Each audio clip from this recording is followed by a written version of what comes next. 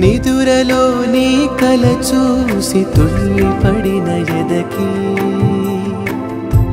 ఏ క్షణం ఎదురవుతావో జోల పాటవై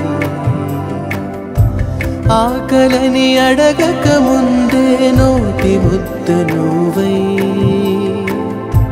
ఏ కథలు వినిపిస్తావో జాబిలమ్మ